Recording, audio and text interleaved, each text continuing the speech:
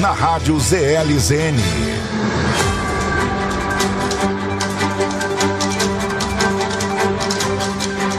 Olá, muito bom dia. Você que sintoniza a Rádio ZLZN, a primeira rádio profissional da internet do Amazonas, a rádio do site Imediato.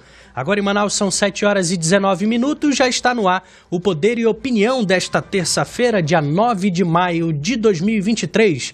Estamos em conexão nesse momento com a Rádio Logos FM 87.9 para toda a zona centro-sul de Manaus. Sem mais delongas, vamos saber quais são os destaques de hoje do Poder e Opinião. Poder e Opinião. Credibilidade. Você encontra aqui. Lula ignora pressões e está decidido a indicar o advogado Cristiano Zanin para o ministro do Supremo Tribunal Federal. Senador Flávio Bolsonaro afirma que Michele Bolsonaro pode concorrer como vice em uma chapa presidencial em 2026. Faltam 6 nomes para começar a investigação da CPI das ONGs. MDB, PSD, PT e PSB ainda não indicaram membros, impedindo assim o começo dos trabalhos. Bosco Saraiva forma misto para a cúpula da SUFRAMA. 5 superintendentes adjuntos da autarquia devem ser anunciados até a próxima quarta-feira. Ainda, a Polo Industrial de Manaus fatura quase 27 bilhões no primeiro bimestre. O valor representa crescimento de 6,87%. 7 horas e 20 minutos, o Poder e Opinião de hoje já está no ar.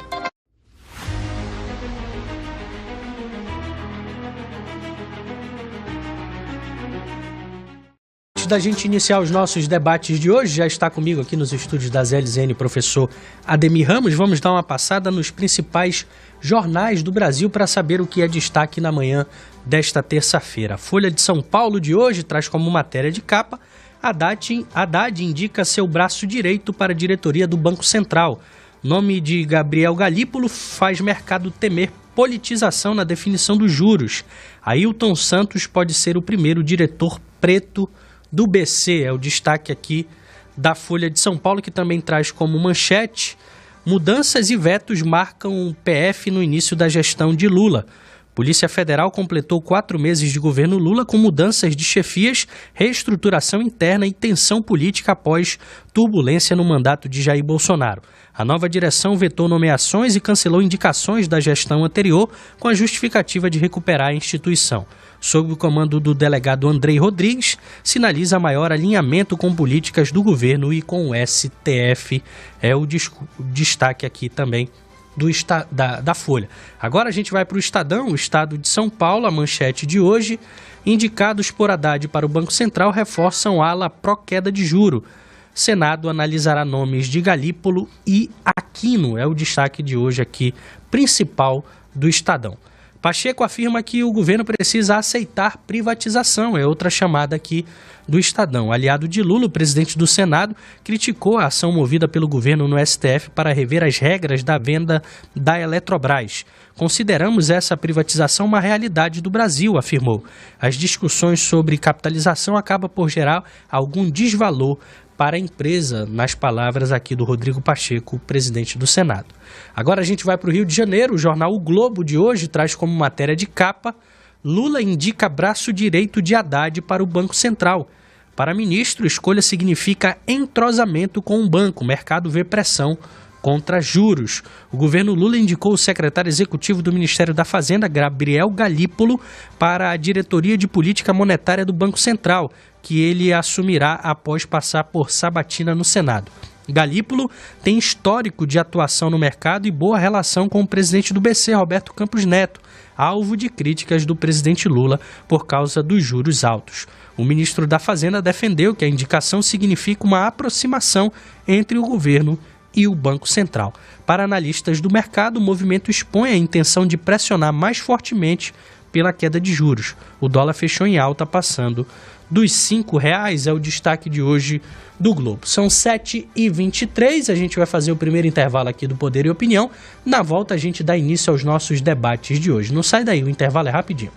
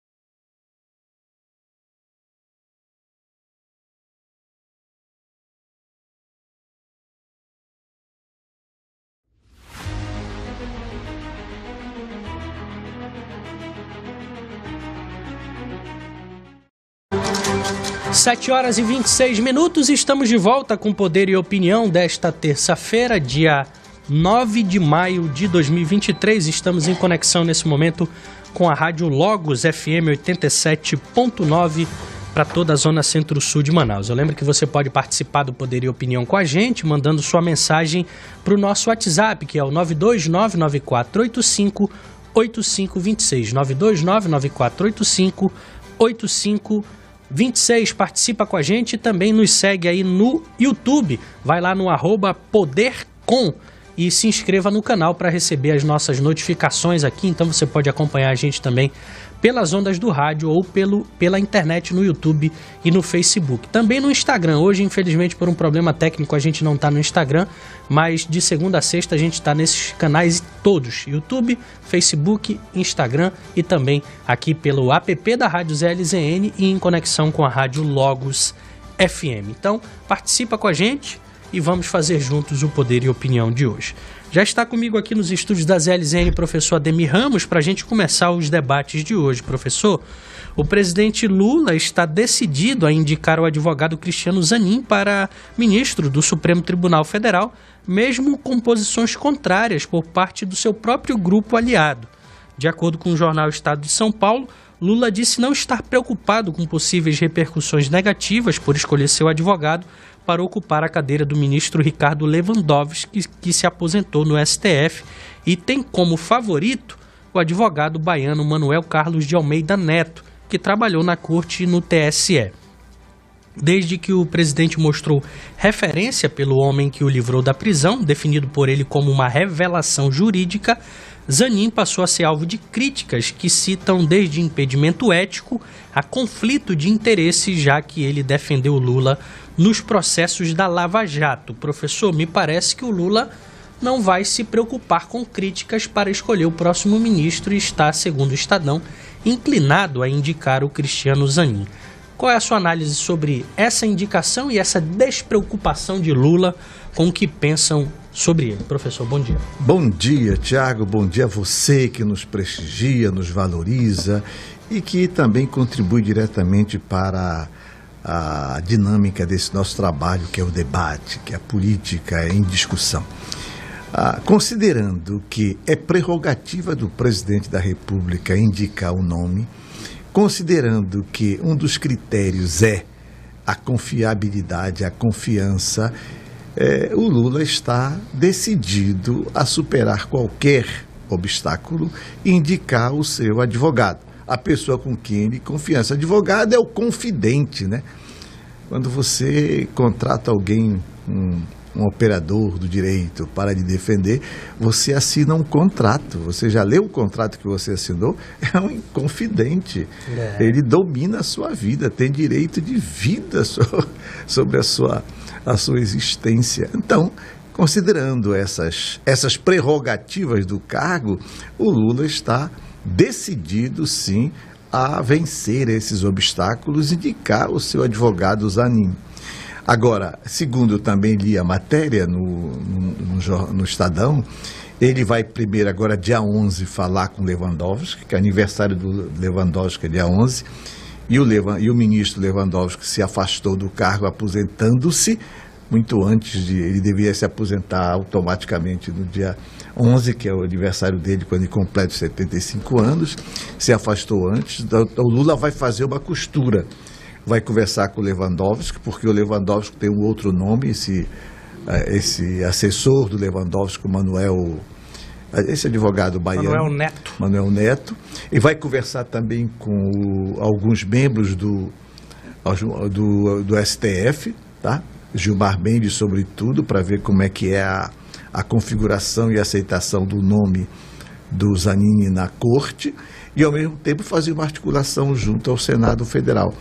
Porque, segundo o cenário, uma das coisas que eu li, é que o Lula está convencido que ele tem que indicar agora o Zanin, porque em outubro, quando a presidente se afastar automaticamente, a Rosa Weber vai ter que se afastar, talvez tenha que a pressão seja muito grande para indicar uma mulher.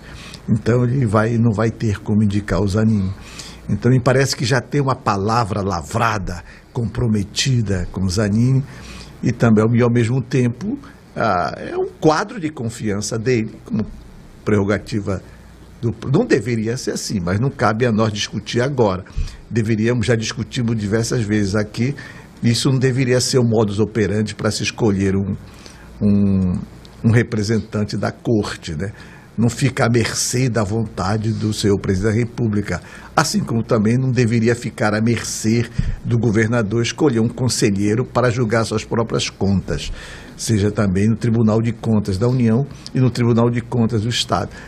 O cenário é esse, ainda são ranços ainda que temos da dimensão da monarquia, ranços que temos ainda do governo autoritário e ranço que temos do governo patrimonialista, onde o presidente da República indica uma pessoa de sua confiança para julgar os seus próprios processos. Isso não deveria ser assim, mas não cabe nesse momento discutirmos essa matéria. A matéria, então, funda-se nas prerrogativas e o Lula está apostando na sua popularidade, está apostando na sua competência de articulação e está, me parece, convicto de indicar. Agora, é importante destacar que é prerrogativa do presidente da República indicar um nome. E é urgente que se faça, porque o STF é um colegiado. Está dando empate à matéria. São 11. São só 10, né? Agora. São 11 ministros, só tem 10, porque o Lewandowski já se aposentou. É prerrogativa do presidente indicar? Ele indica de acordo com sua conveniência? Sim. Seja desde os anteriores, todos fizeram a mesma coisa. Tá?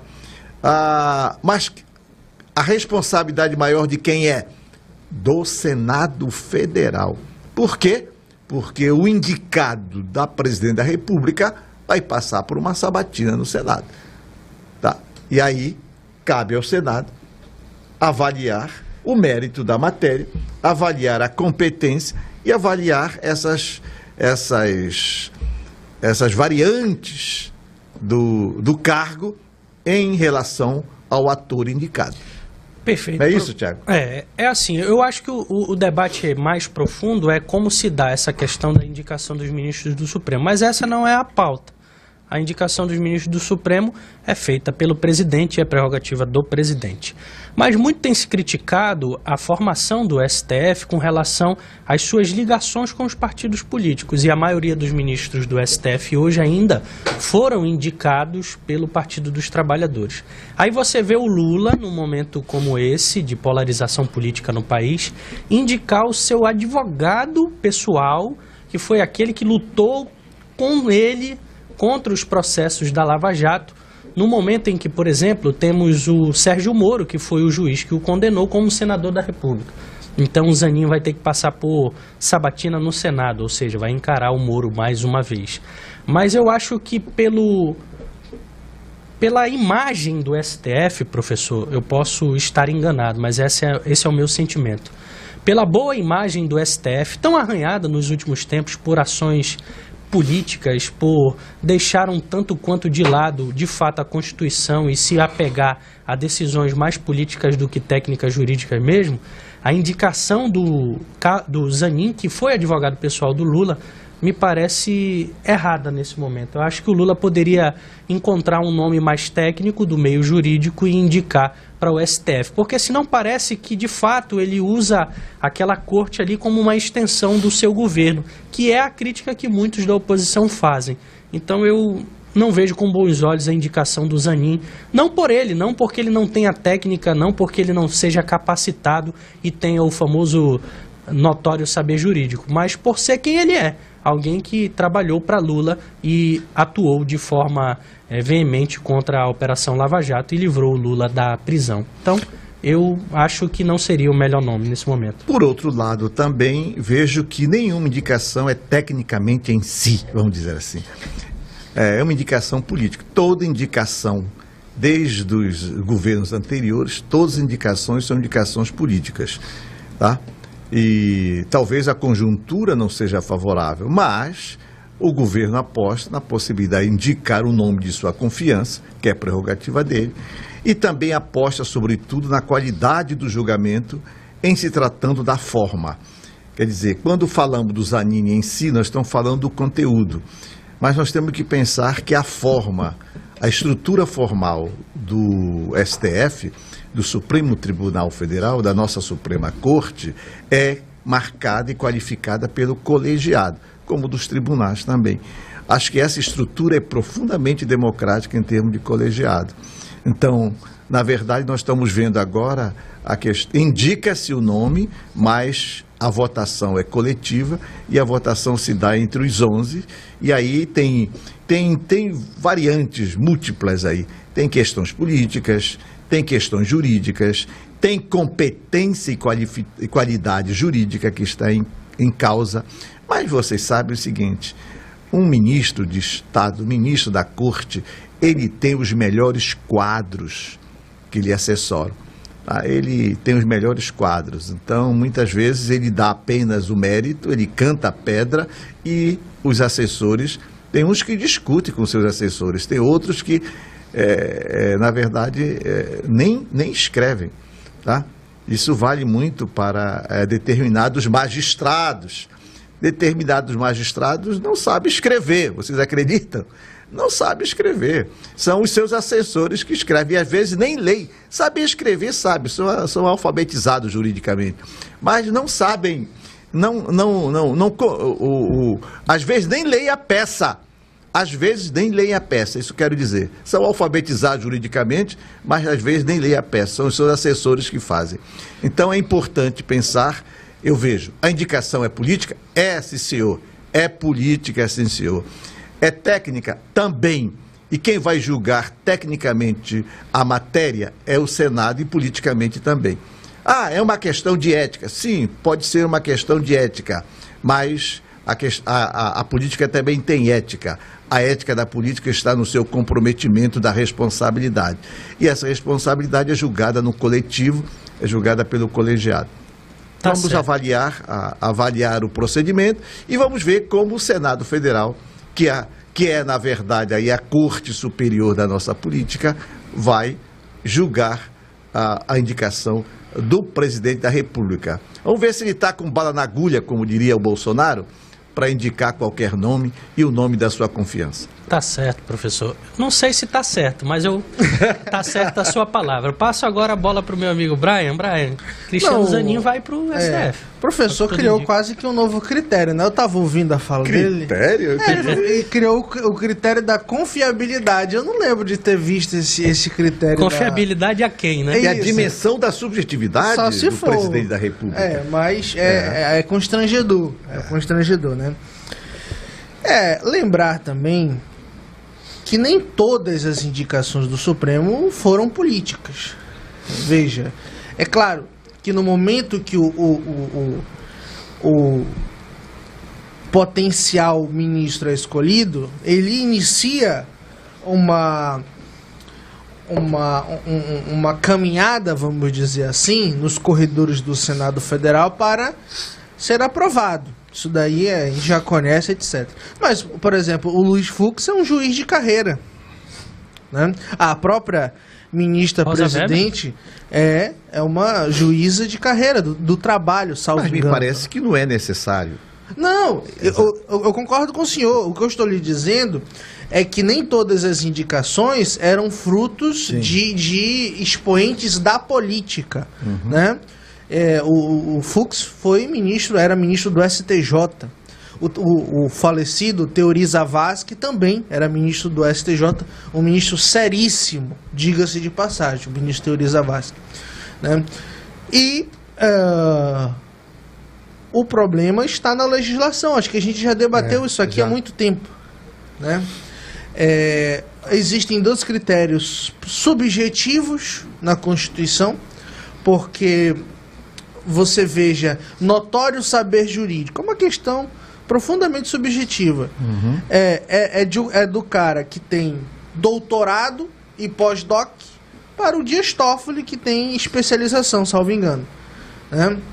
Não estou desmerecendo, eu estou apenas fazendo um paralelo. E aí eu só queria fazer um comentário político, porque eu acho que o comentário jurídico ele já está até superado, todo mundo já sabe, etc. Na minha visão e leitura política, o governo perde uma oportunidade de agradar setores que estão fora da sua base de apoio, né? Eu acho que se ele tomasse uma decisão mais técnica, talvez as pessoas veriam o seu governo com menos suspeição. Se escolhesse, por exemplo, um juiz de carreira, ou uma mulher negra, que tem essa questão das pautas identitárias, etc., que se fizesse, né? Mas uma juíza de carreira, uma ministra de carreira. Então, eu acho que o governo perde uma oportunidade. Evidentemente que na política não dá para agradar gregos e troianos, mas perde a oportunidade de agradar setores do lado de fora da sua base aliada, né? E infelizmente o Zanin agrada, o grupo do PT agrada. Nem todos, tá? Há uma pressão interna, segundo a matéria do Estadão, inclusive Sim, de aliados que não querem o Zanin. Tenho acompanhado isso. Eu lembro aqui que 42 senadores assinaram para visitar o Anderson Torres, né? Isso é só um paralelo que eu faço 42 aqui. de 81. Mas 42... quantos foram à cadeia? Não, foram menos.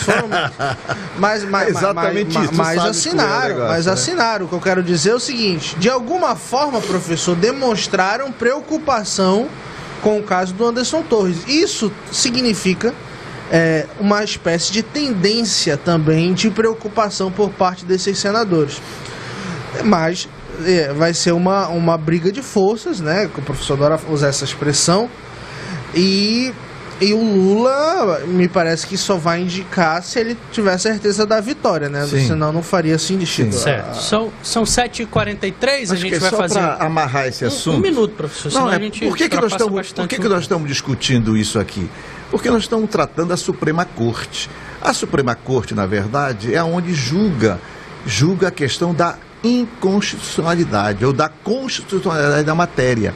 Então, para nós, é o coração da República, praticamente. Porque é lá que lateja a Constituição, é lá que está a salvaguarda do preceito constitucional. E é importante. Deveria estar. É importante. Lá estão os atores principais da justiça. Tá? A partir do momento que você coloca em xeque o descrédito disso, você desmoraliza o país e a própria natureza do fazer do direito. Então, por isso estamos discutindo aqui a importância de uma indicação para a composição da Corte de Justiça do país, porque a democracia ela está respaldada na força do direito e do imperativo da justiça. 7h44, a gente vai fazer mais um intervalo aqui no Poder e Opinião e volta daqui a pouquinho com um novo tema e muito debate. Não sai daí.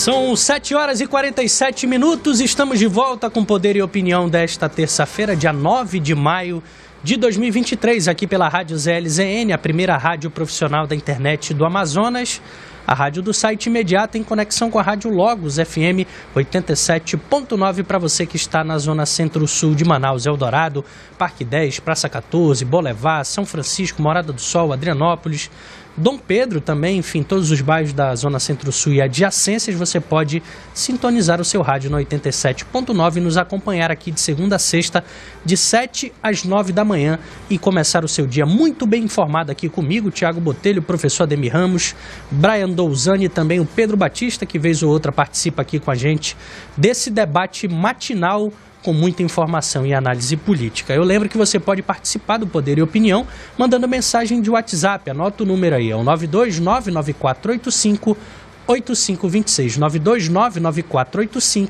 9299485-8526. Eu quero agradecer a você que está também nos acompanhando pela internet, Facebook e YouTube. Eu quero te pedir que compartilhe essa live aí e comenta aí a live dizendo de que bairro de Manaus você está assistindo aqui no Poder e Opinião, e se você estiver em outro município, até mesmo em outro estado ou país, manda pra gente aí, a gente quer saber até onde está chegando o nosso sinal aqui do Poder e Opinião. Muita chuva agora em Manaus, olha aí, imagens da praia da Ponta Negra, até que para lá não está chovendo tanto como está chovendo aqui no Aleixo, mas Manaus amanheceu com chuva nesta manhã de terça. Olha a imagem do belíssimo Teatro Amazonas, no centro de Manaus, a chuva castigando aí a capital amazonense, isso acaba atrapalhando o trânsito, acaba atrapalhando muita coisa. Então, você que está nos ouvindo aí dirigindo o carro, vá com tranquilidade, prestando atenção, liga os faróis para você chegar tranquilo no seu local de destino. Vamos voltando por aqui, olha só.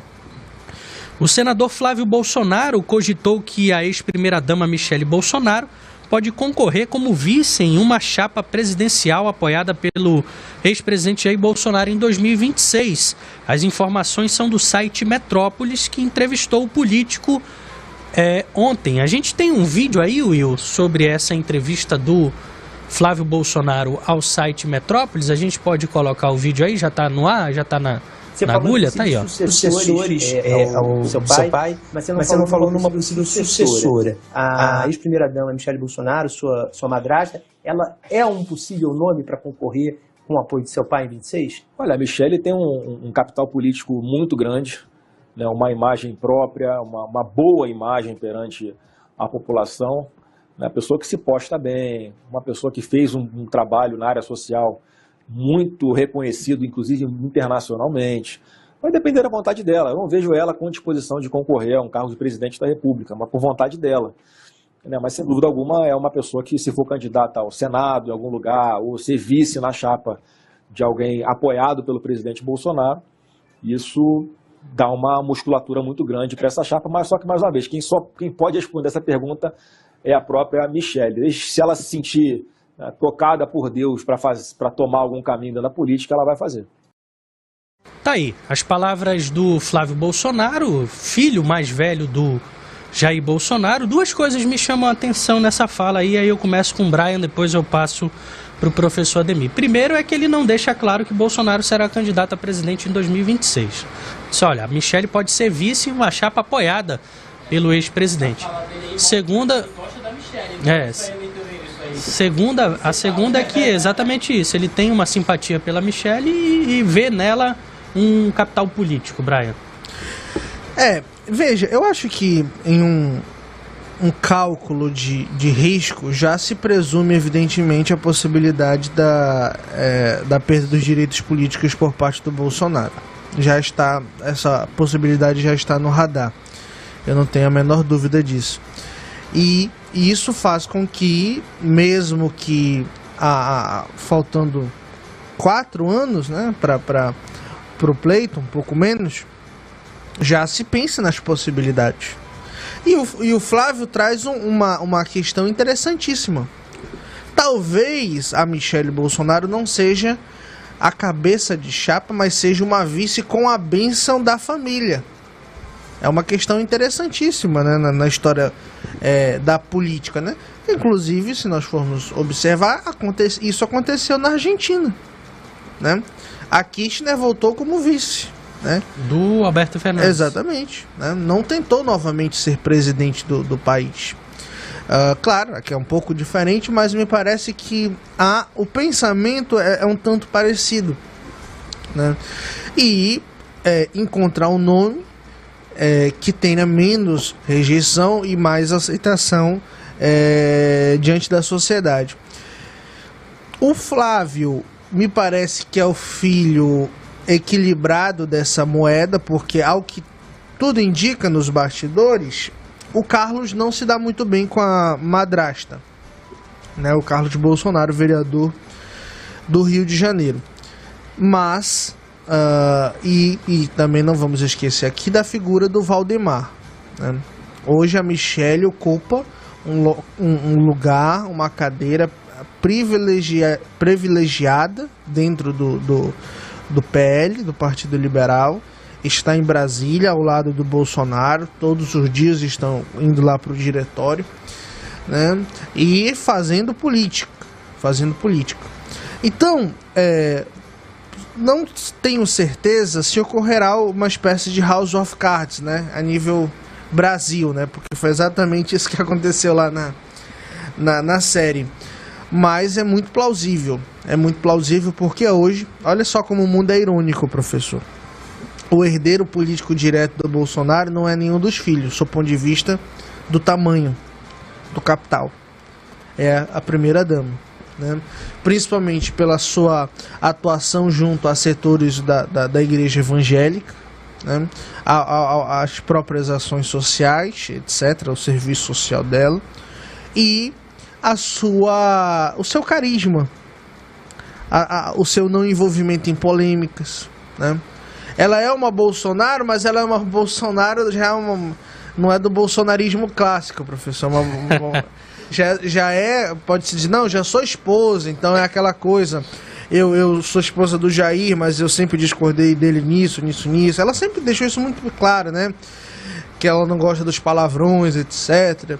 Então ela acabou ganhando uma simpatia da sociedade, né? Tem, hoje... Inclusive, eu gostaria até de fazer um paralelo, falando dos evangélicos. O Lula não colocou um evangélico, um representante do setor evangélico no Conselhão. Isso saiu em algum jornal ontem, depois eu posso procurar. Isso, para o governo, é muito ruim.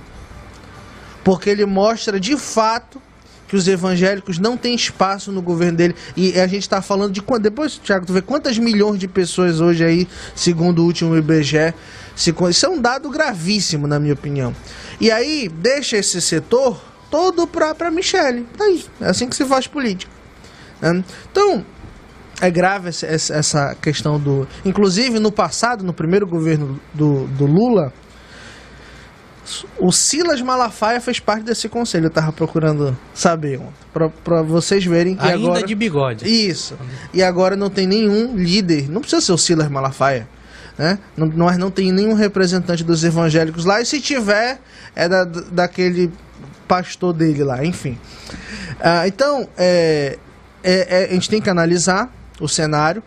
O Flávio também coloca em hipótese uma candidatura ao Senado. Isso também é uma questão a se considerar. Ter mais uma Bolsonaro no Senado. Não pelo Rio de Janeiro, evidentemente, né? Porque o Rio de Janeiro, o Flávio Bolsonaro concorrerá à reeleição. Passo a bola agora para o professor Ademir. Professor, Michelle Bolsonaro, vice de alguém em 2026, o senhor acha que tem viabilidade isso? Você vê que é muito complexo, né, analisar a questão da política. Por exemplo, analisar uma candidatura baseada numa relação de alcova. Isso é muito dúbio, né? É muito vulnerável. Quer dizer, o que é que credencia a Michelle a ser candidata? Segundo o filho do Bolsonaro, o senador da República, é a relação com o Bolsonaro. Se essa relação é rompida, ela se fortalece ou ela se fragiliza. Essa é uma questão da relação entre o privado e o público. Outro cenário, me parece que ele está jogando a toalha, admitindo que o pai não tem condições de ser candidato, porque há um impeditivo legal. Quer dizer, isso parece que já está consumado. A dúvida é se ele vai ser preso ou não. Mas, segundo os comentários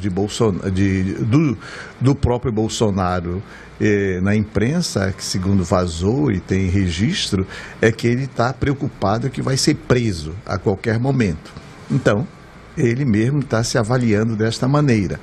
Então, você tem o cenário da questão da Michelle, mas quem decide isso não é o senador bolsonarista e o Flávio Bolsonaro. Isso passa pela direção do partido, né? Isso passa pela avaliação do Valdemar. O Valdemar, na verdade, já antecipou isso.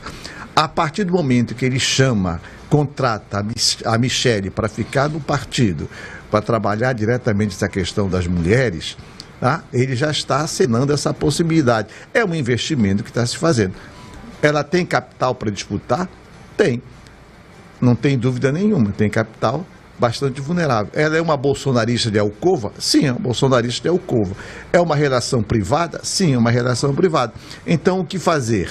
Isso vai depender muito do seu processo de organização.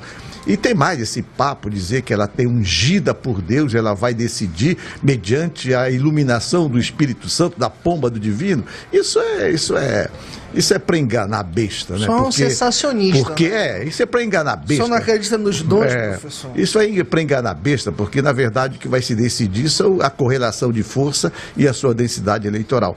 Então, o que se está se vendo aí nesse conjunto de forças, primeiro, estão jogando a toalha, estão admitindo que o Bolsonaro não será mais candidato a presidente da República, possivelmente a discussão agora é quando é que ele vai ser preso, e aposta-se numa possibilidade da sua esposa, da sua madrasta, assumir uma candidatura para o Senado, mas que seja longe do Rio de Janeiro, conforme disse o Brian, porque senão vai medir força com ele, né?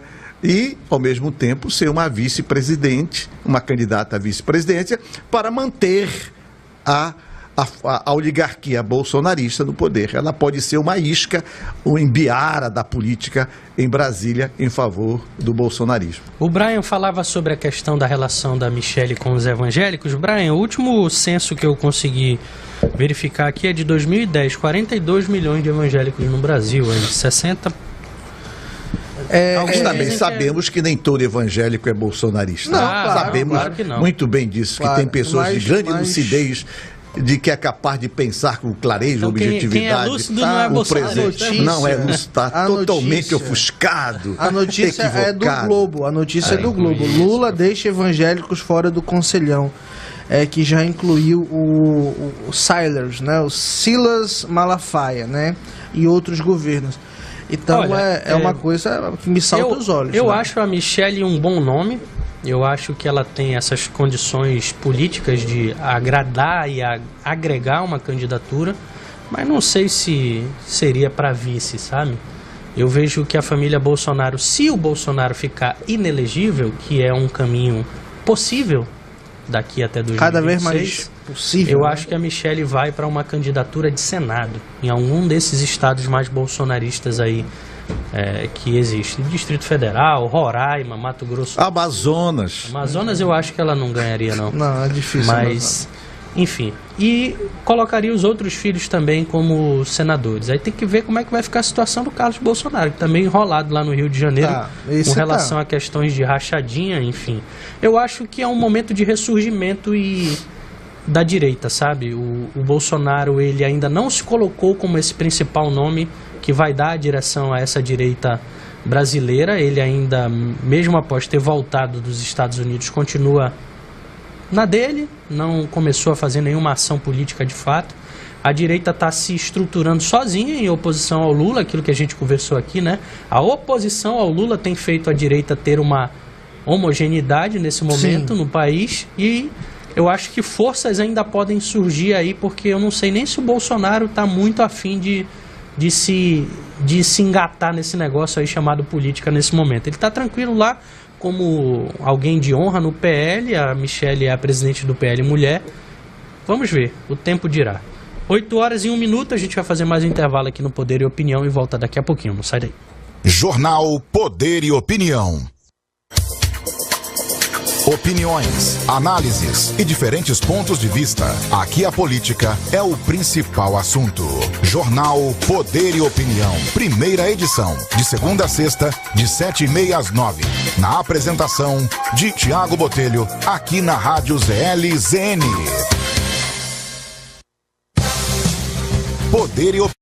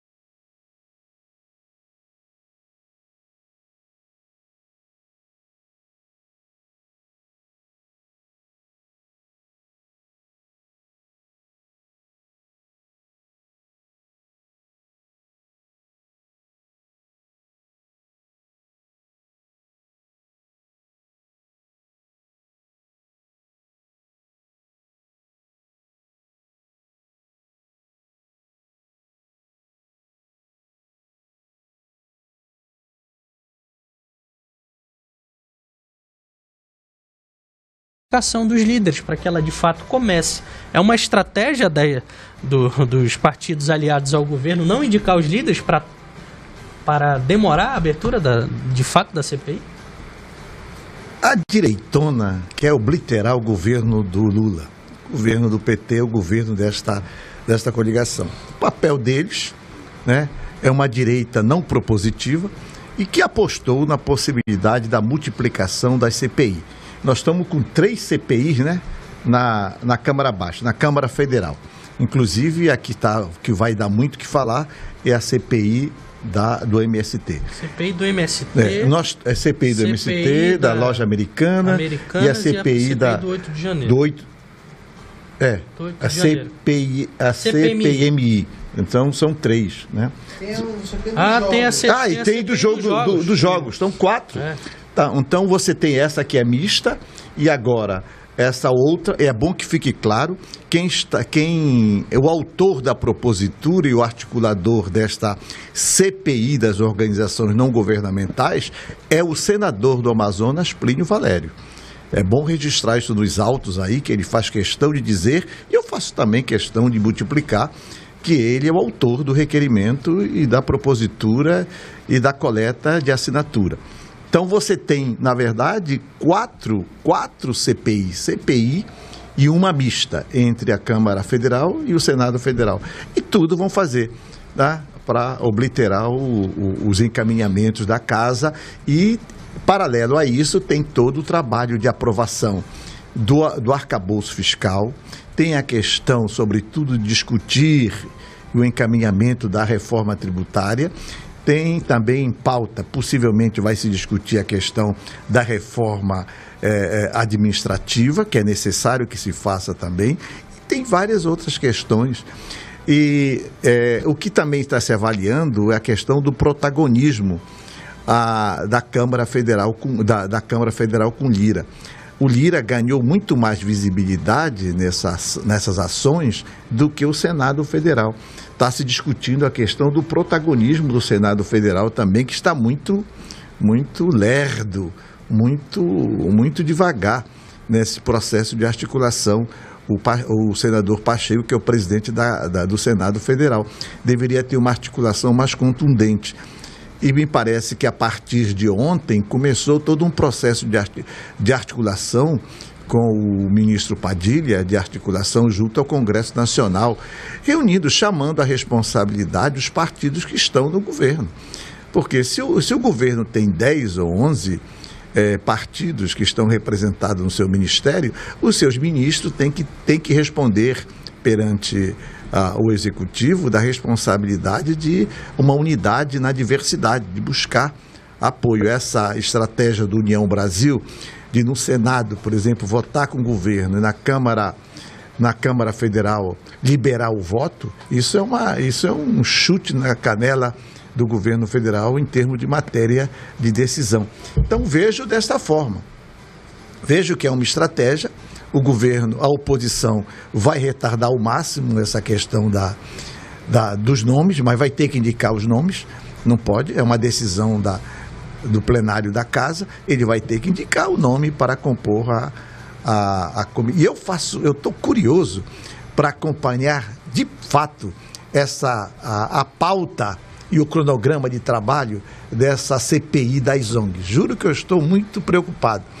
Inclusive, eu tomei informação ontem, eu queria até, se a gente pudesse colocar nossa produção em campo, me informaram ontem que tem uma denúncia feita aqui sobre o Amazonas, tem uma ONG aqui no Rio Negro, no Amazonas, que está fazendo tráfico de crianças na região do Alto Rio Negro.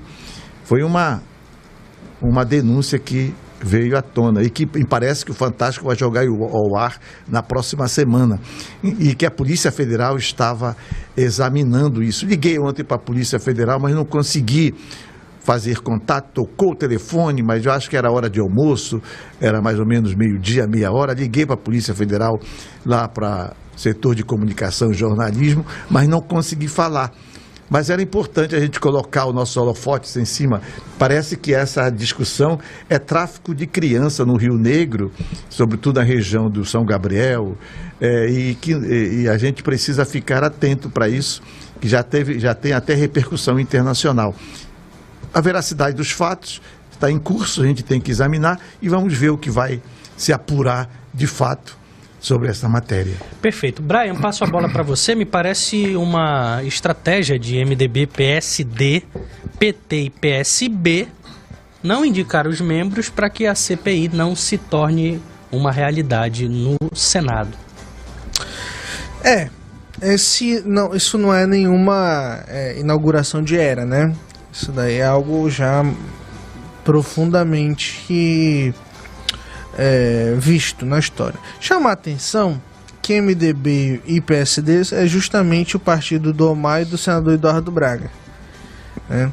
E, ao que me consta, essas duas figuras são uma das mais importantes dentro dos seus partidos. Tanto o Eduardo Braga dentro do MDB, quanto o senador Omar dentro do PSD, né?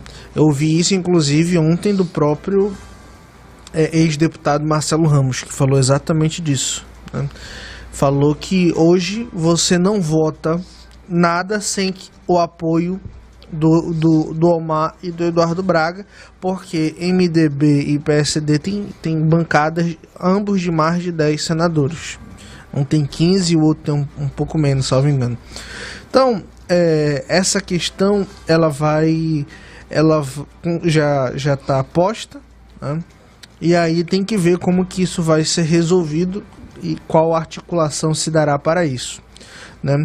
Por outro lado, de fato, a questão da CPMI do 8 de janeiro, houve uma certa... Qual palavra usar? O fogo baixou um pouco, né? O fogo baixou um pouco. E aí, evidentemente, que a oposição corre para encontrar novos episódios para ganhar espaço e protagonismo, né? A CPI das ONGs pode dar esse papel para a oposição, assim como a CPI do MST, porque o MST já é uma pauta que basicamente muita gente tem alguma opinião sobre o tema MST. Então também seria um refúgio, de certa forma, para a oposição, contanto, evidentemente, que eles segurem a narrativa dentro da CPMI do 8 de janeiro, que essa é a importância. Calma, professor, sei que o professor está feliz aqui. Eu tô querendo discutir o mérito da matéria. Sim. Sobre a questão. Eu quero ver, me desculpe um pouquinho, aqui, só para pensar, eu quero ver o mérito, eu quero ver a pauta de discussão do mérito da CPI das ONGs. E eu aqui pensando, eu conheço bem esse campo. Sim, não, eu conheço bem esse campo. Então você tem ONG, que ONGs são organizações não governamentais, o pico disso se deu no governo Fernando Henrique Cardoso, com a tia Ruth, a nossa querida e saudosa professora Ruth Cardoso da USP. Foi a tia Ruth, que eu chamava tia Ruth lá, ela que coordenou todo esse processo de responsabilidade social com a questão das ONGs. As ONGs no Brasil deveriam ser um braço da sociedade civil e, na verdade, elas foram incorporadas pelo Estado e passaram a viver de recursos do Estado. Então, acho que fazer uma tipologia das organizações não governamentais seria interessante. Primeiro, ter organizações não governamentais religiosas. Primeiro, que capta o recurso da CBEMO, capta o recurso da Absério, capta o recurso de agências internacionais, ligado à questão da religião. Tem ONGs vinculado à questão de empresas, porque as empresas, na verdade, elas batem no seu imposto de renda, são instituições, tá? Que batem no seu imposto de renda. Então, são ONGs privadas. São ONGs que captam recursos de empresa privada e etc. Tem ONGs que viraram instituições do próprio Estado. Tem ONGs que vivem de recurso do próprio Estado, recurso do Estado em questão, a questão da saúde mental, a questão da saúde das crianças, a questão de proteção da criança. E o foco me parece o senador Plínio Valério, é voltar-se inteiramente para a questão da Amazônia. E na questão da Amazônia hoje, você tem um grande recurso internacional, que é esse repasso da Noruega e da Alemanha, tá? Noruega e Alemanha, e esse recurso todo que o Lula está fazendo articulação internacional de captação de recurso para a joia da República, que é a nossa Amazônia.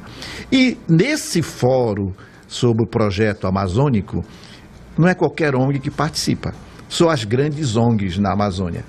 As grandes ONGs na Amazônia hoje, você tem a Fundação Amazônia Sustentável, que capta recurso do fundo, acima de R$200 mil, 200 milhões, tá?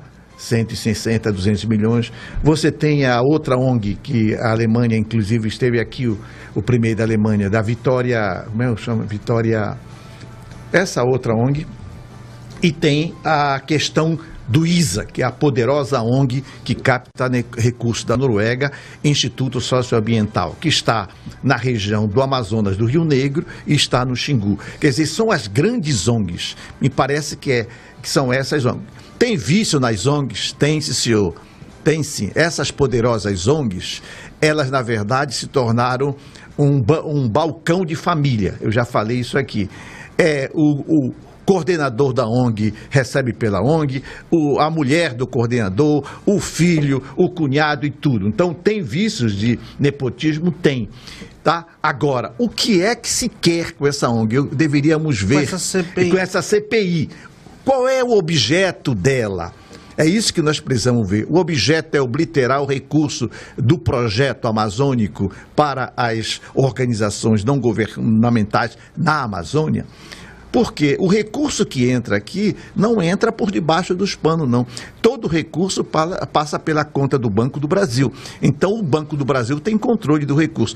Eu, na verdade, gostaria de saber, por isso que eu estou torcendo que saia essa ONG, essa CPI, porque eu estou interessado em acompanhar todo esse recurso, esse tramitar do processo, quem é quem no jogo, né? E para desmistificar, inclusive, o senador da República, que é chamado de uma nota só, que é a questão das ONGs, que ele, desde quando assumiu o Senado Federal, só tem essa nota.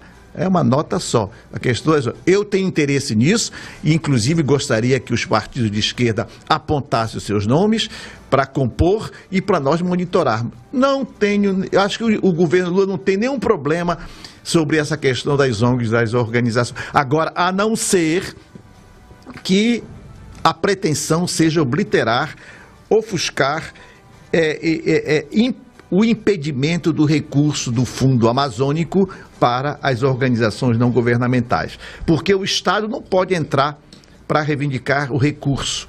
O Estado está com uma exceção agora sobre a questão dos Yanomami, porque foi liberado pelo Conselho Consultivo e Deliberativo do Projeto Amazônico. Não, tá? Me parece que um dos objetivos do senador é entender como é que se dá o repasse do financiamento público, né? Como que esse financiamento está distribuído, quanto dessa parcela é com pagamento de pessoal e quanto é investido na atividade fim. Tem um relatório do Tribunal da União, de Contas, né? da União que diz que o dinheiro 80% dos recursos circulam entre os próprios membros da. Exatamente. E isso é uma coisa interessante para investir. Não, isso sim. Não vai para a ponta. Isso é verdade. Se os meios, se o recurso, é aquilo que eu falei, se cria uma empresa e você gasta muito mais dos meios do que nos fins, isso é criminoso. Okay. Aquela questão do nepotismo, né? Ele postou agora há pouco no Twitter. O que é que diz? Uma matéria, ele postou uma matéria que está publicada pelo... Ele é o senador da República. Plínio, né? Tem uma matéria do Correio Brasiliense que diz assim: CPI das ONGs pode se tornar mais uma frente de ataque ao governo. Aí ele postou a matéria e comentou: quem não deve não teme. As boas ONGs que prestam serviços fundamentais para a sociedade serão protegidas. Que exploram indígenas alvo de denúncias vão prestar conta. Das ONGs que pode se tornar mais uma frente de ataque ao governo.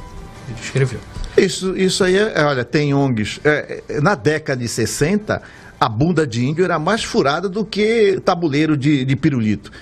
Passava o missionário, evangélico, vacinava índio. Passava missionário católico, vacinava índio. Quer dizer, e agora não. O que nós temos que ver? O Estado tem que tomar para si essa responsabilidade. Existe uma saúde indígena hoje. Essa saúde, olha o que aconteceu. Que deveria ser uma saúde de Estado, da saúde indígena, contratar uma ONG para executar a contratação de recursos de pessoas. Olha aí como o Estado usando de um instrumento, de uma organização não governamental, para não assumir a sua competência legal e legítima, que é a defesa da questão da contratação dos recursos humanos para operar a política indigenista no Brasil quanto à saúde. 8h22, professor, em Manaus, só uma informação aqui de última hora que chegou pra gente, acabou de ser publicada aqui no Twitter. O ex-deputado Davi Miranda acabou de falecer, o marido do Glenn Greenwald, aos 37 anos. Puxa vida. Foi publicado agora há pouco no site Metrópolis. Né? Tá aí, ó, a imagem deles dois. Ele, para quem não se lembra, o Davi Miranda, ele se tornou deputado federal após a saída do Jean Willis do Brasil. Jean Willis foi morar na Europa e ele assumiu como primeiro suplente. Ele tinha um problema sério de saúde, né? O Davi Miranda. Estava internado há muitos meses. Estava internado há muito tempo. Ele é marido do Glenn, esse jornalista norte-americano que viveu aqui no Brasil por um tempo. Do Intercept, né? Intercept Brasil, que não está mais, né? Ele não mora mais no Brasil e faz críticas ao projeto das fake news. Não faz mais parte do Intercept do Brasil. E aí ele acabou falecendo hoje, o Davi Miranda. 8h23, a gente vai fazer mais um intervalo aqui no Poder e Opinião e volta daqui a pouquinho, não sai daí. Poder e Opinião, credibilidade, você encontra aqui. Poder e Opinião.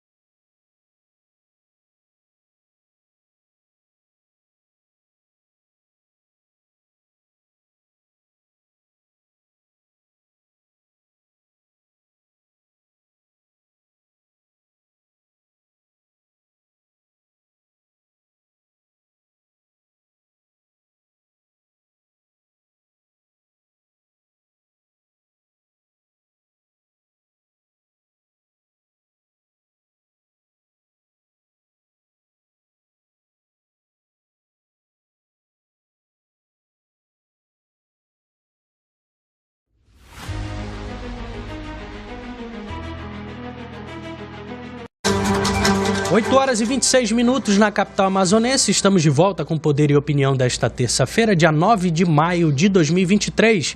Você está na Rádio ZLZN, a primeira rádio profissional da internet do Amazonas. a rádio do site imediato. Estamos em conexão com a Rádio Logos FM 87.9 para toda a zona centro-sul da capital amazonense. Muito obrigado a você que nos acompanha pela internet e também pelas ondas do rádio. Eu lembro que você pode participar com a gente mandando mensagem de WhatsApp. Anota o número aí, é o 929-9485-8526. 929-9485-8526. Participa com a gente, vamos fazer juntos o poder e opinião de hoje. A próxima cúpula da SUFRAMA não será exclusivamente técnica nem totalmente política. O time vai ser misto e contará com nomes da autarquia e com indicações externas. Contudo, todos, conforme o superintendente Bosco Saraiva, têm experiência e intensidade de trabalho. Os nomes devem ser divulgados nesta quarta-feira. 5 superintendências compõem a direção da SUFRAMA: a Superintendência Adjunta Executiva, a Superintendência Adjunta de Desenvolvimento e Inovação Tecnológica, Superintendência Adjunta de Operações, Superintendência Adjunta de Projetos e a Superintendência Adjunta de Administração. Professor Ademir e Brian, começa com o senhor, professor. Não vai ser nem técnica nem política, vai ser um misto dos dois, segundo o Bosco Saraiva. Não é novidade, sempre foi assim. É uma autarquia federal, sempre tem uma relação do governo federal, no caso do Ministério do Desenvolvimento, Ministério da Indústria e Desenvolvimento. Acho que eu liguei, a semana passada eu falei com o superintendente, com o Bosco. O Bosco, inclusive, passou a semana toda praticamente em Brasília, inclusive com feriadão em Brasília, estava lá em Brasília, fazendo esse tipo de articulação. Qualquer medida que ele tome aqui, ele tem que tomar em relação em alinhamento com o Ministério.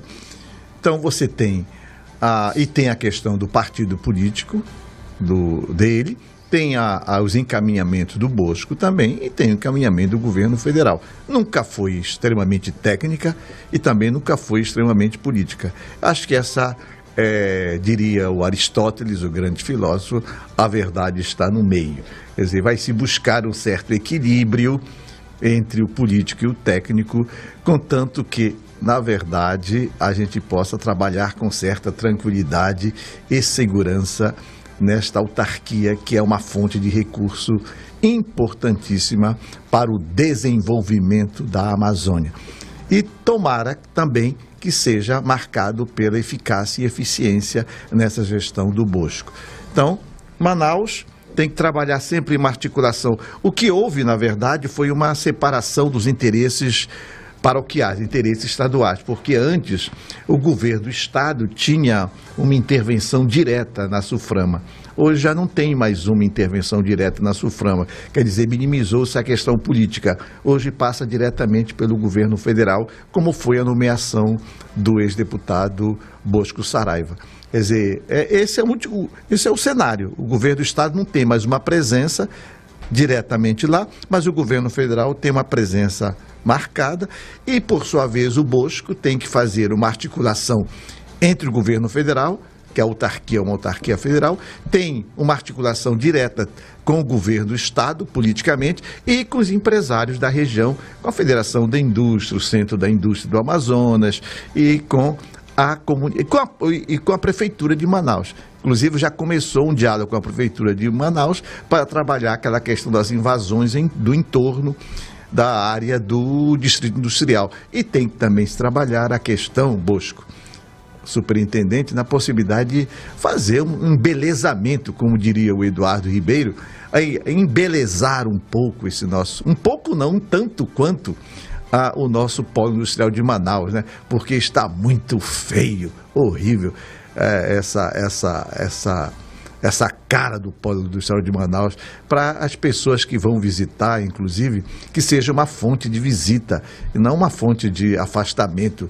É buraco, é tudo, é sujeira, é tudo. Isso tem que melhorar. Isso se faz como? Com apoio, buscando uma parceria com o governo do estado ou diretamente com a Prefeitura de Manaus, no sentido de viabilizar essas vias aí, porque é uma área federal. Então precisa fazer uma parceria com a Prefeitura ou com o governo para dar uma cara nova, nesse polo industrial de Manaus. Tomara que seja verdade que eu esteja pensando. Antes de eu passar aqui para o Brian, olha só, temos a informação de que o PIN faturou 27 bilhões no primeiro bimestre deste ano, o que representa um crescimento de 6,87% em relação ao igual período de 2022, quando a movimentação financeira foi de 25,23 bilhões. Em dólar, o faturamento do PIN também teve alta de 8,69%, quando comparado com os valores registrados entre janeiro e fevereiro de 2023, com o montante obtido no mesmo intervalo do ano passado. Em fevereiro, as indústrias do PIN informaram a manutenção de mais de 110 mil postos de trabalhos diretos entre efetivos, temporários e terceirizados. Brian Douzani.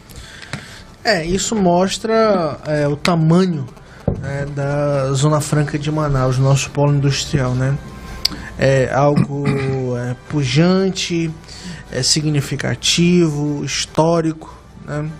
E tem o tamanho que tem, por isso representa o que representa na economia do estado do Amazonas e do Brasil.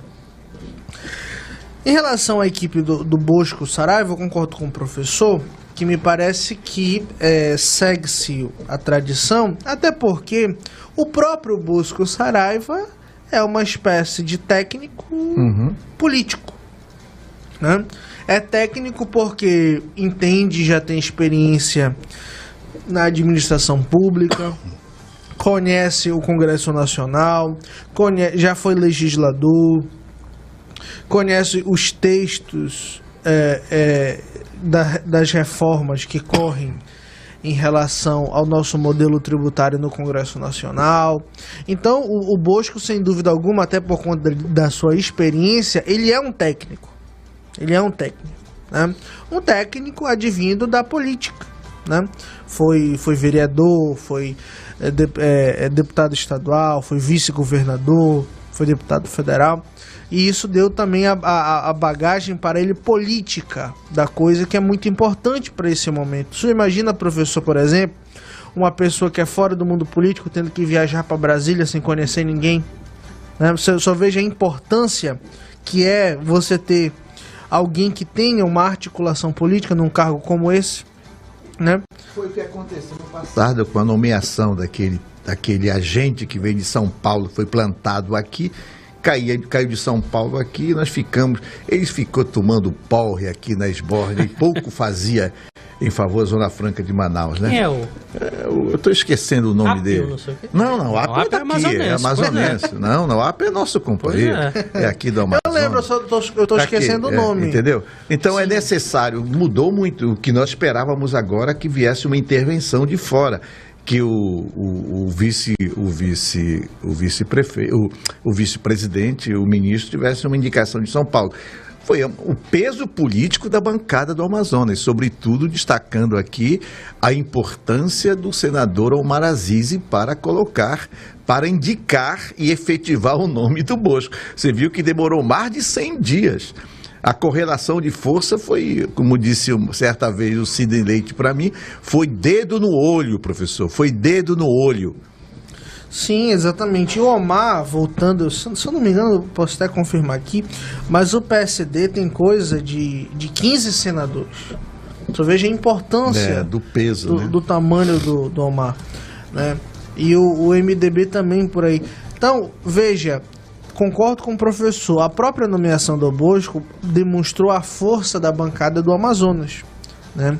E o Bosco era o nome do Omar, não era de outro, era do Omar, era o nome que o Omar defendia. Omar 15 hoje, senadores, isso. A maior bancada do Senado. Olha aí, do PSD. 15 senadores. Hoje o Omar é uma figura importante. Goste ou não, eu tenho profundas divergências. Goste ou não, um dos senadores mais importantes do Senado, sem dúvida alguma.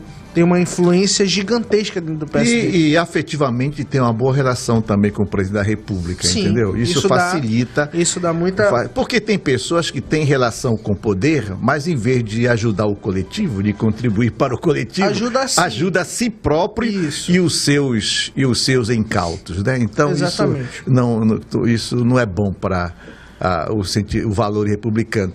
E foi exatamente o que fez o Omar em lutar pelo Amazonas e indicar o nome do Bosco para a SUFRAMA. Desde o início ele tinha o nome do Bosco na SUFRAMA e conseguiu. Olha lá que é difícil, né? Porque aí tem interesses do vice-presidente da República, que é de São Paulo, aquela máquina de São Paulo contra nós, e nós conseguimos efetivar. E também ficar bem claro, que a gente reclama muito aqui, que o governo do Estado do Amazonas não pode também ficar indiferente mediante a SUFRAMA. O governo do Amazonas tem que ter uma participação mais efetiva e por isso o Bosco tem um papel também de articular isso. As propagandas nacionais, fazer informação sobre a produção do Amazonas, fazer feiras internacionais em Brasília ou em São Paulo mesmo, mostrando o que se produz aqui, articular o consórcio amazônico. Olha o que o Lula está fazendo, acho que é uma coisa importante.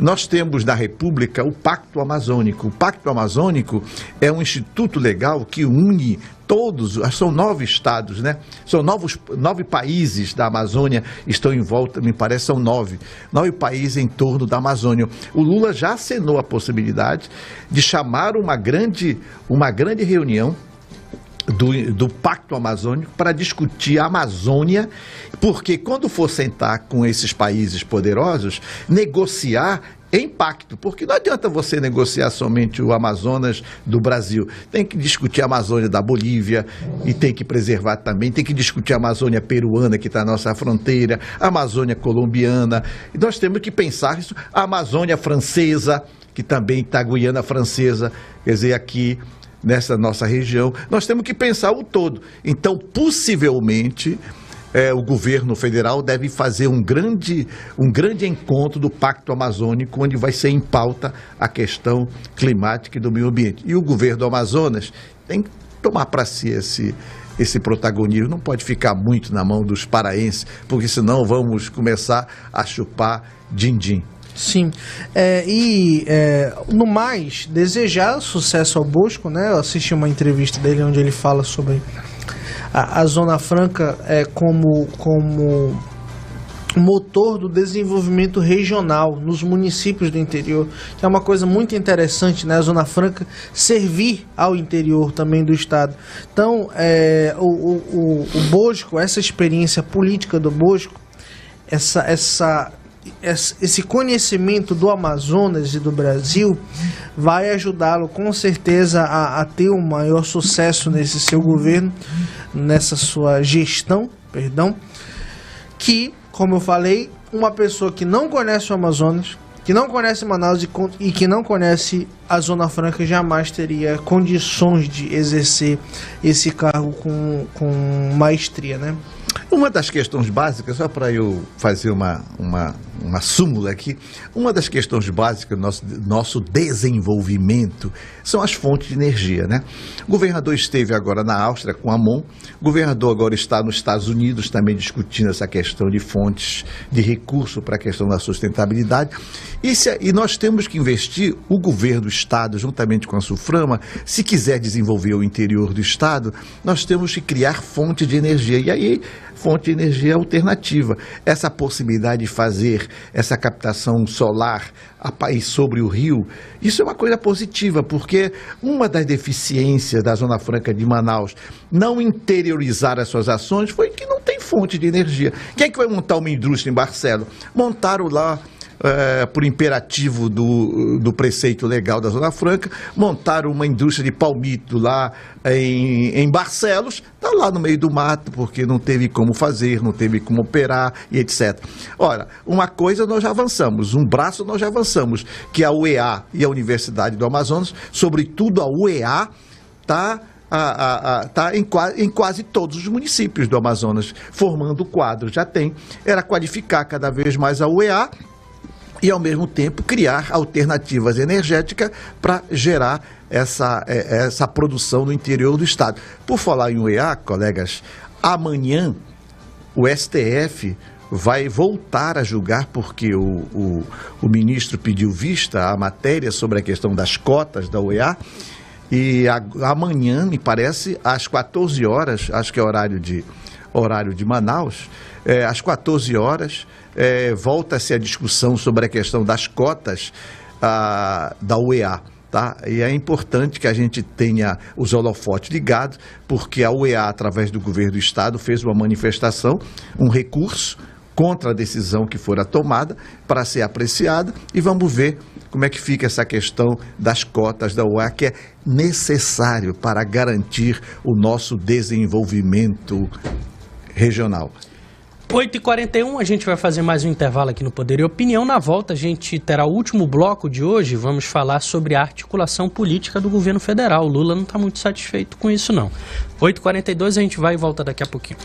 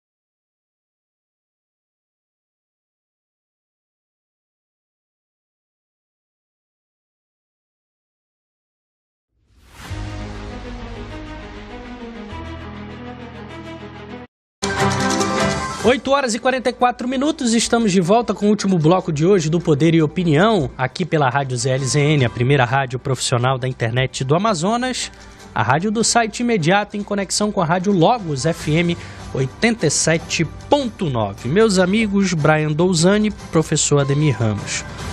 Olha só, matéria publicada aqui pela Revista Oeste diz que o ministro das Relações Institucionais, o Alexandre Padilha, afirmou que o presidente Lula pediu que ele conversasse com os partidos que possuem ministérios para cobrar fidelidade da base do governo no Congresso. Padilha se refere principalmente ao PSB, PSD, União Brasil e MDB. Matéria de hoje cedo da CNN diz que começa nesta terça-feira já, Brian, as negociações, as conversas do Padilha com os partidos que têm ministérios no governo de Lula. Lembrando que esses partidos, sobretudo União Brasil, votou contra na Câmara dos Deputados aquele decreto de mudança no marco legal do saneamento que era de interesse do governo. Então Lula não gostou muito dessa infidelidade dos partidos que têm ministério e mandou o seu ministro das Relações Institucionais conversar com eles. Professor, o que o senhor acha que vai sair dessa conversa aí? Vai ter um puxão de orelha? Vai ter uma ameaça aí da perda de ministério? Como é que funciona esses meandros lá de Brasília? O senhor que conhece muito bem. O governo Lula deu um puxão de orelha no Padilha na reunião do Conselhão, né? Por sinal, o Conselhão, nós temos 6 representantes do Estado do Amazonas, não tem 4 não, são 6. O jornal A Crítica enumerou 4. Na verdade, tem o Virgílio Viana, que é a Fundação Amazônia Sustentável, da FAZ, e tem a companheira coordenadora do movimento SOS Encontro das Águas da Embrapa, Elisa Vandelli. Na verdade, nós temos 6 membros no Conselhão, tá? Não são 4, não. Então, o que acontece? E nessa reunião do Conselhão em Brasília, o Lula puxou a orelha do Padilha. O Padilha reuniu muito bem aqui o Conselhão, muita gente, né? Eu gostaria que tivesse mesmo compromisso, empenho, não sei o quê, na articulação junto ao Congresso. Essa é a primeira coisa. Segundo, é uma questão de hierarquia, questão de competência e política também. O Padilha tem que conversar diretamente com os ministros que foram nomeados para a função. O ministro tem o poder de catalisar as suas articulações dentro do Congresso. O que estão reclamando, o baixo clero está reclamando que não é ouvido. O baixo clero está reclamando que não foi ouvido, que não foi, e que o seu partido e os seus pleitos não foram contemplados, porque ali você tem nomeação, os partidos levantam, por exemplo, quantas funções tem no Estado. Aí eles começam a levantar e começam a discutir essas funções no que diz respeito à nomeação. É assim que funciona. Tem uns que são mais afoitos, no caso do Lira, o Lira quer as emendas, quer a grana na mão logo. Então essa articulação é necessária. O Lula está delegando isso para o Padilha, que é o ministro das Relações Institucionais. O Padilha não é amador. O Padilha já vem desde do primeiro governo Lula fazendo esse tipo de articulação.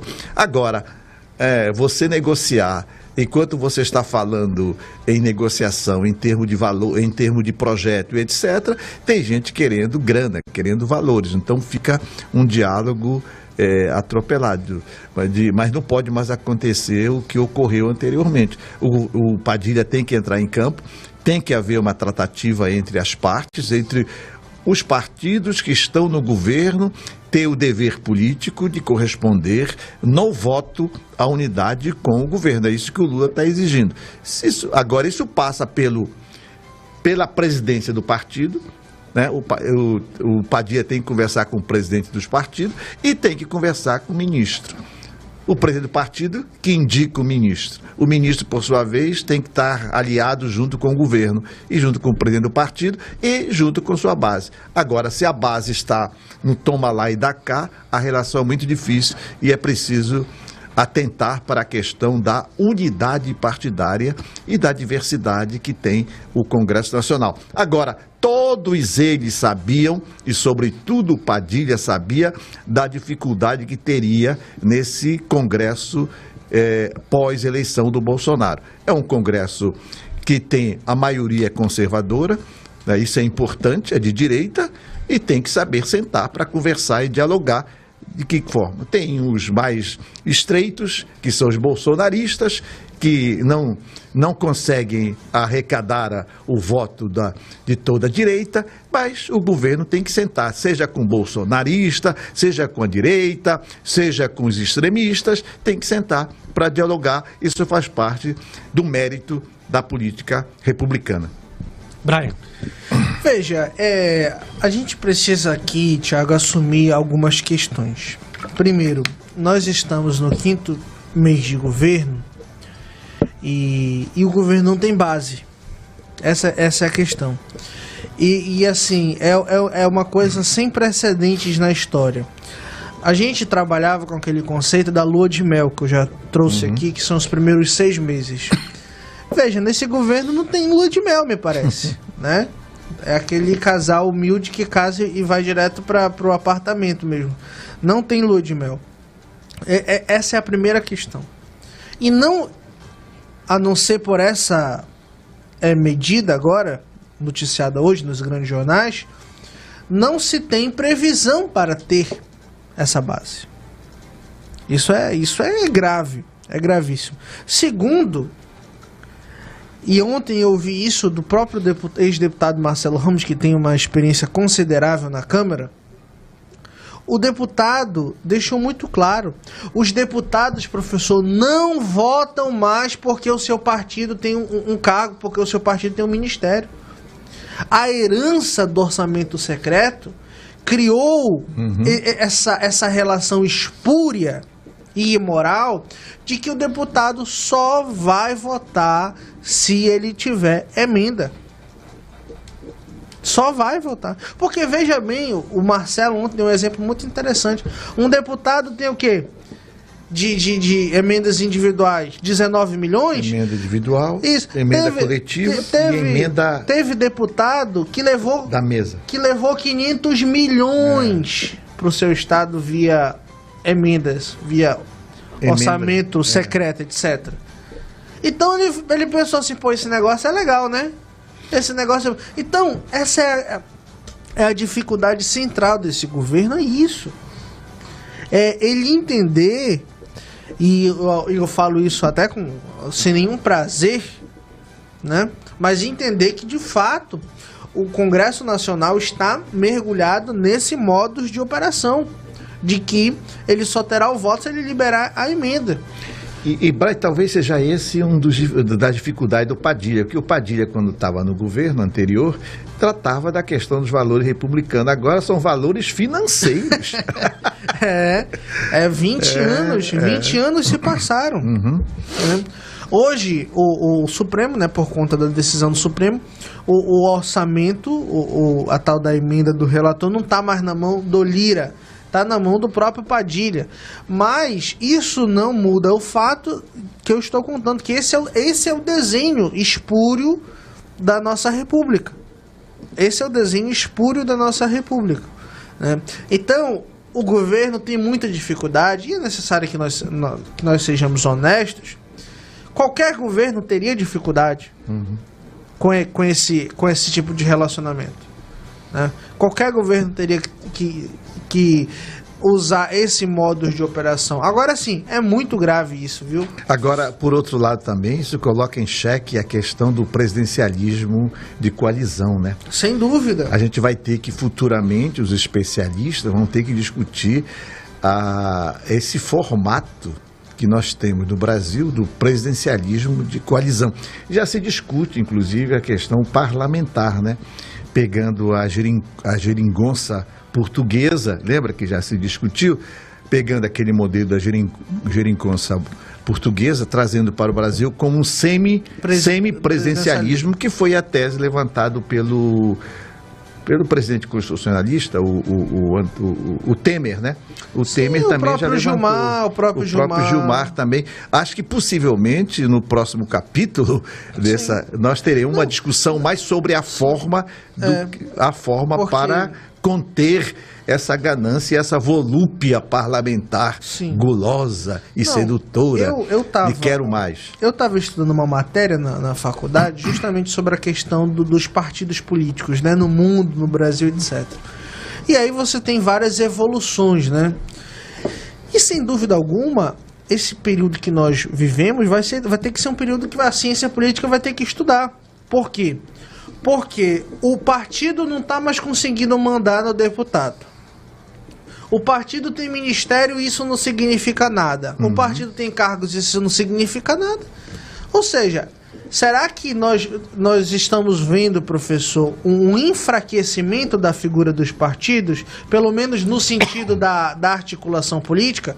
É uma possibilidade. Eu acho que o que está por trás disso é justamente o mérito da votação do PL das fake news.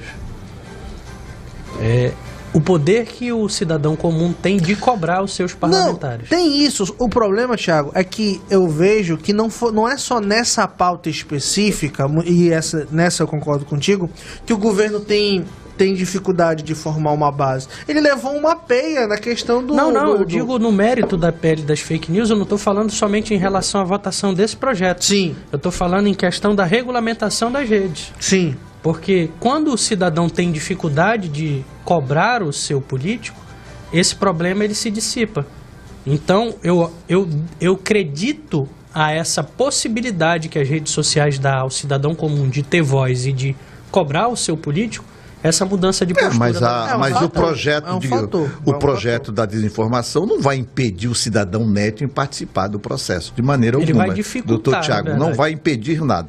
Segundo, eu vejo assim, também, no governo anterior ao Lula, dentro do governo, tinha um grupo estratégico que se pensava o Brasil até 2050.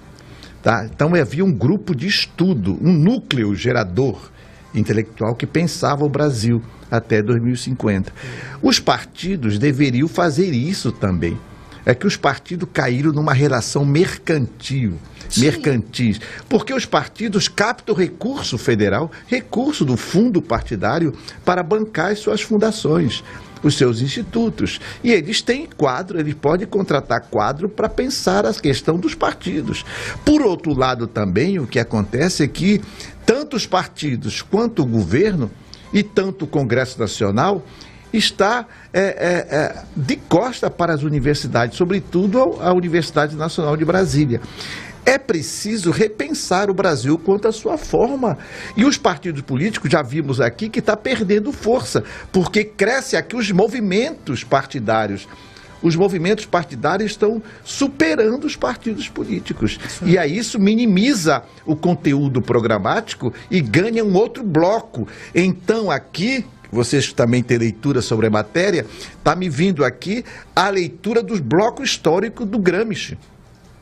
A questão do partido é necessário, sim, mas aí está se discutindo hoje bloco histórico. Esse bloco histórico é que hoje tem muito mais um perfil que não é mais ideológico, mas muito mais programático.